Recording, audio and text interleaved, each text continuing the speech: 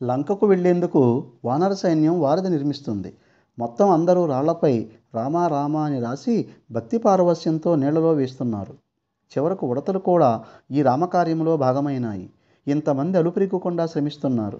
నేను కూడా పాలు పంచుకుందామని ఒక్కో రాయిని నీళ్లలో వేస్తున్నాడు రాఘవుడు. చిత్రం ఏమిటంటే రాముడు వేసిన రాళ్లన్నీ నీళ్లలో మునిగిపోతున్నవి. సీతాపతి ఆశ్చర్యపోతూ, అందరూ వేసిన రాళ్ళు తేలుతున్నవి, మరి నేను వేసిన రాళ్ళు ఎందుకు మునిగిపోతున్నాయి అనుకుంటూ మరో రాయి వేశాడు. అది కూడా మునిగిపోయింది. ఇదంతా గమనిస్తున్న జాంబవంతుడు ఫక్కున నవ్వాడు. అది చూసిన రాముడు, ఎందుకు తాత నవ్వావు?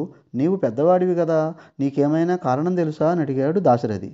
అప్పుడు జాంబవంతుడు, నేను ఈ భూమి కంటే 3 రోజుల ముందే పుట్టాను స్వామి, నాకు కారణం తెలుసు అన్నాడు. ఏమిటన్నట్టు చూశాడు రాముడు. నీ చేతిని వదిలిన వారు ఎవరైనా సరే మునిగిపోవాల్సిందే కదా అని బదులిచ్చాడు జాంబవంతుడు.